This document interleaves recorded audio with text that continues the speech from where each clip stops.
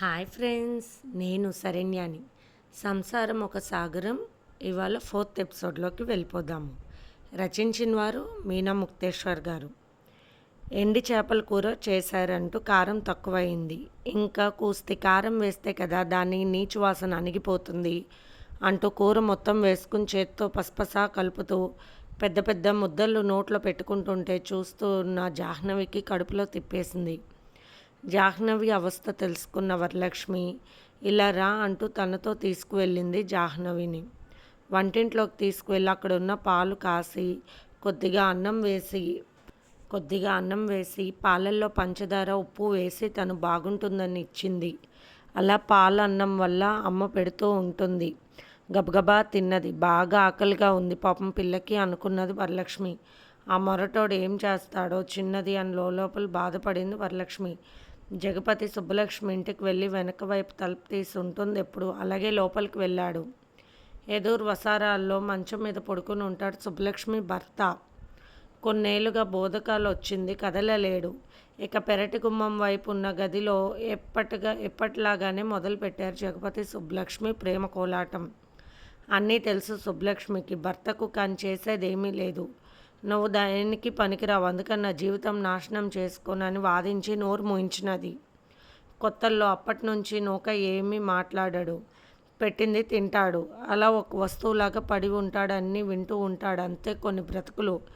కొత్త పెళ్లి కొడుకుగా బాగా రెచ్చిపోతున్నాడు. ఈరోజు రాత్రి వేళకు నీ పిల్లానికి కూడా సమాధానం చెప్పాలి మరి నువ్వు.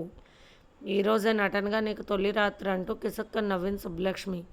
ఇటువంటి వాళ్ళ వ్యవహారాలు ఒకరి జీవితాన్ని ఒకరు పట్టించుకోరు. వారి మాత్రం ఎవరితో సంబంధం లేకుండా సుఖపడిపోతూ ఉంటారు. అబ్బా, గంటన్నర అయింది, ఇక వెళ్ళు ఇంటికి అంటూ నాటు మూటలతో మూట సరసం ఆడింది సుబ్బలక్ష్మి. ఊరుకోవే, చిన్నపిల్లది, దాని జోలికి నేను పోలేనన్నాడు జగపతి. లక్క లాంటి పిల్ల పక్కలో ఉంటే ఏమీ చేయలేవా, చెప్పక మాటలంటూ మోటు హాస్యం ఆడింది సుబ్బలక్ష్మి. మళ్ళీ దగ్గరకు తీసుకుంటానన్న జగపతిని వారించి శుభ్రంగా స్నానం చేయించి ఇంటికి పంపించింది సుబ్బలక్ష్మి. ఏరు కాసేపు శాంతి పడింది. పడవ ఒడ్డుకు చేరింది. ఇంటికి చేరారు శివయ్య, గౌరమ్మ. వాళ్ళిద్దరినీ చూస్తూ సీతమ్మ కళ్ళల్లో నీళ్లు తిరిగాయి.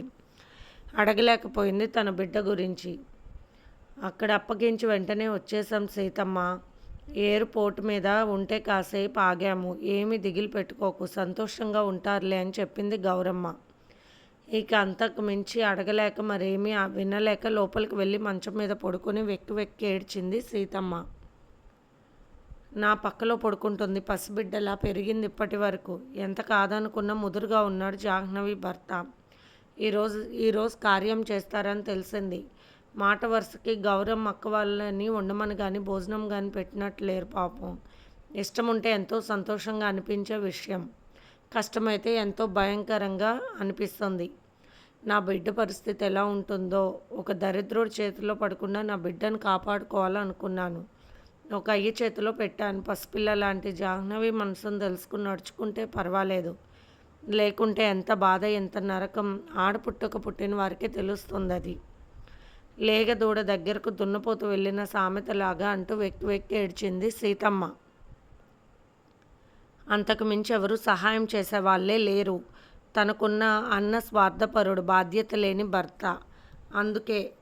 అందుకే ఆడకత్తెరలో పొక్క చెక్కలా నలిగిపోయి ఈ నిర్ణయం తీసుకున్నాను. ఒక పశువులాగా నా బిడ్డను పంపించేశాను అని తన తలను మంచం కోడికేసి కొట్టుకుంటుంది సీతమ్మ. ఆ ఇల్లు వాకిలి ఎలా ఉన్నాయో, చిన్న పురుగు కనిపించినా ఎంతో భయం నా తల్లికి. దానికి అస్సలు గిట్టదు అశుభ్రంగా ఉంటే. అంతా నాలాగానే ఉంటుంది దాని ప్రవర్తన. అపరంజిలా పెంచుకున్నాను నా బిడ్డనంటూ కన్నీరు పెట్టుకుంది సీతమ్మ. జాహ్నవిని స్నానం చేయమని చెప్పి ఆడపడుచు వరలక్ష్మి, నాకు చాలా భయం వేస్తుందండి ఇక్కడ అంటూ ఏవో కనిపిస్తున్నాయి పాకుతూ. నాకు ఒళ్ళు జలధరించి భయం కలుగుతుంది అన్నది జాహ్నవి. తప్పదు కదా జాహ్నవి, చెయ్యమ్మా, నేను ఇక్కడే ఉంటాను అన్నది వరలక్ష్మి. స్నానానికి చేసే నీళ్ళేంటి పిన్ని ఇలా ఉన్నాయి అన్నది జాహ్నవి. ఇక్కడ బావిలో పుడిక తీశారు, లోపల నీళ్లు ఎర్రగా వస్తాయి, అంతే, పై నీళ్ళు చేసే అన్నది వరలక్ష్మి నవ్వుతూ. ఎక్కడ కూర్చుంటారు వదిన, సబ్బు ఏమీ లేదన్నది జాహ్నవి.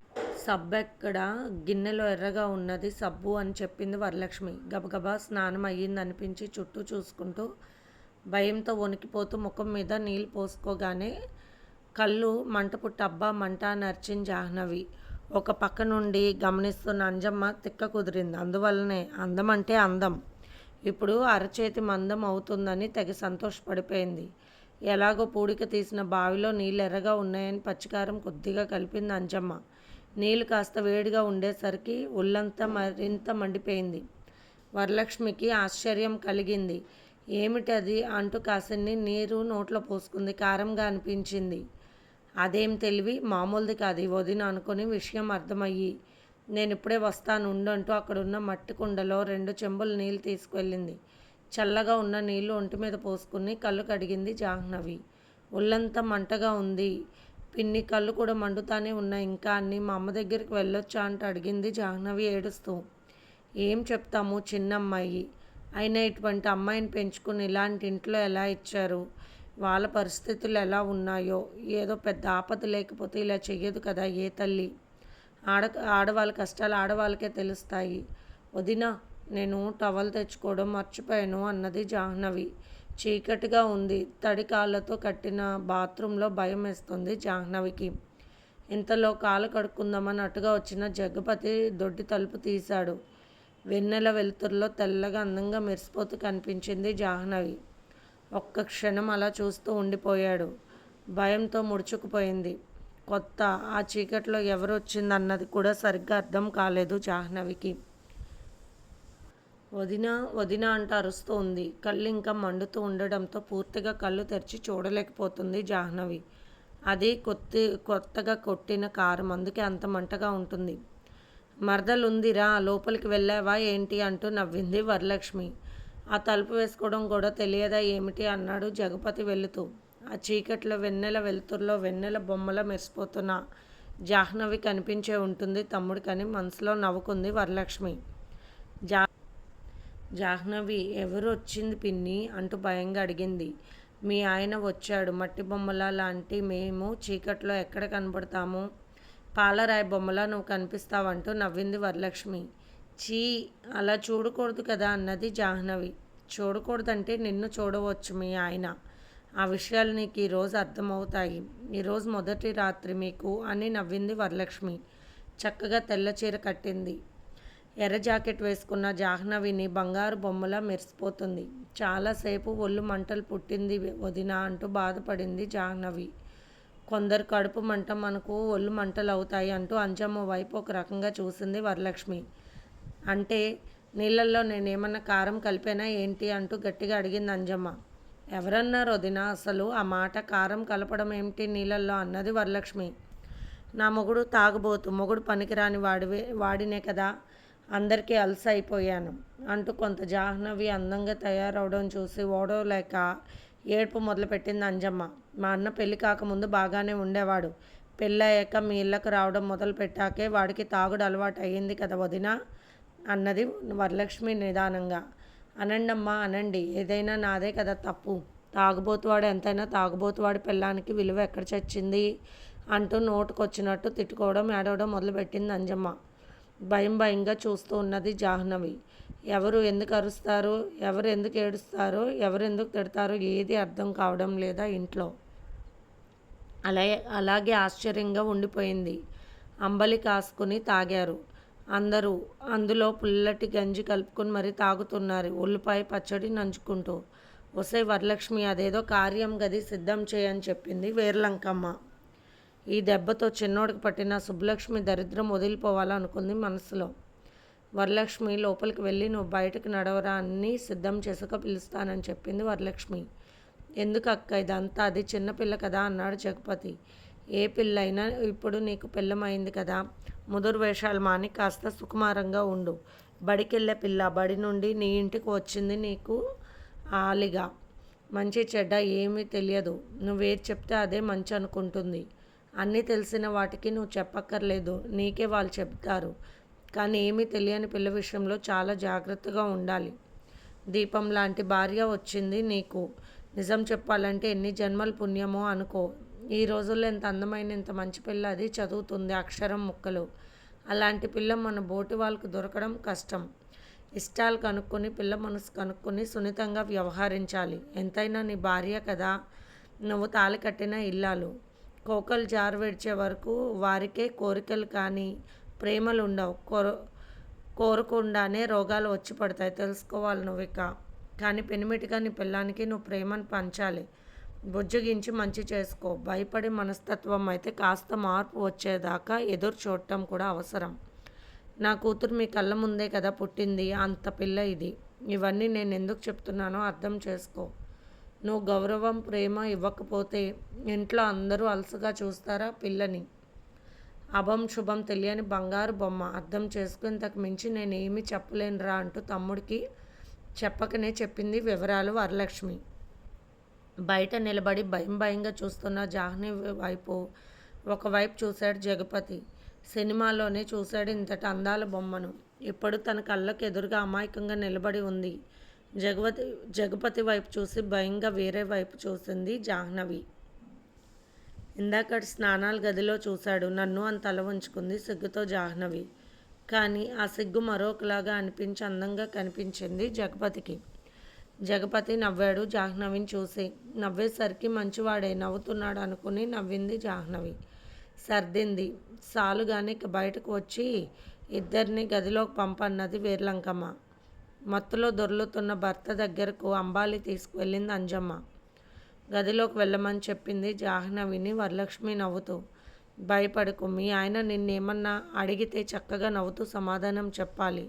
నవ్వుతూనే చెప్పాలి. ఏ మాట అయినా భర్త దగ్గర వరకు అలాగే ఉండాలి. అక్కడ పెట్టిన పాలు నీ ఆయనకిచ్చి నువ్వు కూడా సగం తాగు అని చెప్పింది. అక్కడ పెట్టిన మిఠాయిలు ఇద్దరూ తినొచ్చు, ఒకరికొకరు తినిపించుకుంటే బాగుంటుంది అని నవ్వుతూ చెప్పింది వరలక్ష్మి. వరలక్ష్మి కొన్ని విషయాలు దగ్గరికి తీసుకుని మరీ చెప్పింది జాహ్నవి. అలా ఎందుకు అని అడిగింది జాహ్నవి. ఇలాంటి ప్రశ్నలు వేయకూడదు, చిన్నదానివి కదా, నీకు తెలియని విషయం మీ భర్త చెబుతారు, భర్త మాటకు ఎదురు చెప్పకూడదమ్మా అంటూ వివరంగా చెప్పింది వరలక్ష్మి. ఎందుకో చాలా ధైర్యంగా అనిపించింది వరలక్ష్మిని చూసిన జాహ్నవికి. జగపతి కూడా లోపలికి వెళ్ళిన తర్వాత వరలక్ష్మి తలుపులు గడియ పెట్టుకోండి అని చెప్పింది. పడక కిందే ఏర్పాటు చేసింది వరలక్ష్మి. మంచం లేదు మరి, సుకుమారంగా పెరిగిన పిల్ల ఆ నులక మంచం మీద ఏం పడుకుంటుంది? అన్నీ ఇంట్లో ఉన్న బొంతలన్నీ తీసుకొచ్చి మెత్తగా పక్కపరిచి లోపల నుండి కొత్త దుప్పటి వేసి చక్కగా పూలన్నీ చల్లింది. ఆ భగవంతుణ్ణి సర్వేశ్వరిని తలుచుకుంటూ పక్క చుట్టూ కొద్ది దూరంగా చీమలు అలాంటి పక్క మీదకు చేరకుండా చీమల బందు సన్నగా వేసింది. ఒక లైన్లో పక్క చుట్టూ లోపలికి అడుగుపెట్టిన జాహ్నవి పిన్ని తలుపు గొల్లెం పెట్టమంటుంది. ఈ గొల్లెం నాకు అందడం లేదని చెప్పింది జగపతి వైపు చూస్తూ. జగపతికి నవ్వొచ్చింది. బుట్టబొమ్మలాగా తెల్ల చీర కట్టారు, చాలా ముద్దుగా అనిపిస్తుంది, నేను వస్తాలే అంటూ తలుపు గడియ పెట్టాడు జగపతి. ఇలా నన్ను పంపించి లోపలకు తలుపు గడియ పెట్టుకోమన్నది వదిన. మంచిది లాగానే ఉన్నది కదా వదిన, ఇది కరెక్ట్ అనుకుంటా, నాకేమీ తెలియదు కదా, మరి చిన్నపిల్లని అనుకుంది జాహ్నవి. భార్య భర్త ఇలాగే ఒక గదిలోనే ఉండాలి కాబోలు అని వదిన చెప్పింది కదా, మరి నాన్న ఎందుకు అమ్మ దగ్గర ఎప్పుడు ఉండడం లేదు ఇలాగా అని ఆలోచిస్తూ నిలబడి ఉంది జాహ్నవి. ఏం పేరు అని అడిగి, పేరు గుర్తులేదు, ఏదో మెలికగా ఉంది అని అనుకున్నాడు జగపతి.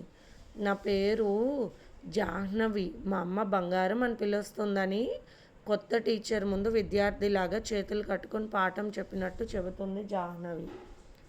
ఏంటి ఆలోచిస్తున్నావు జాను అని పిలవనా అన్నాడు జగపతి. మా స్కూల్లో వాళ్ళందరూ అలాగే పిలుస్తారు, మా హెడ్ మాస్టర్ గారు చాలా మెచ్చుకుంటారు నన్ను, ఎందుకంటే నాకు ఒక్కసారి చదివితే వచ్చేస్తుంది పాఠం అంటూ కళ్ళు తిప్పుకుంటూ చెప్పింది జాహ్నవి. ఏంటి అలా చూస్తున్నారు, మా మాస్టర్ గారికి నువ్వంటే ఇష్టం లేదా అన్నది జాహ్నవి. లేదు అన్నాడు జగపతి ముఖముఖలా పెట్టుకొని. ఎందుకు అంటూ వెళ్ళి దగ్గర కూర్చుని అడిగింది జాహ్నవి. నేను బడికి వెళ్ళనని తగేడుస్తూ ఉండేవాడిని, మొండిగా లాక్కెళ్ళి స్కూల్లో పెట్టారు, నాకు కోపం వచ్చి అక్కడే ఉన్న బాదం చెట్టు ఎక్కి కూర్చున్నాను, అక్కడ బాదం కాయలు పిందులు ఉంటే మాస్టర్ గారి మీద వేశాను, అప్పుడు నన్ను బాగా కొట్టారని చెప్పాడు జగపతి. మొరటుగా ఉండే జగపతికి జాహ్నవిని చూశాక తన చిన్నతనం గుర్తొచ్చింది. మరి మాస్టర్ కదా, ఎవరైనా కొడతారా? అలా కొట్టకూడదు, తప్పు. అందుకే కొట్టారు మాస్టర్ గారు నిన్ను. అయ్యో, తప్పు, నిన్ను అలా అనకూడదట. ఏమండి అని పిలవాలంట అన్నది జాను జగపతి వైపు చూస్తూ. ఇది ఫ్రెండ్స్ ఇవాల్టి ఎపిసోడ్. రేపు మళ్ళీ కలుద్దాము. Bye friends.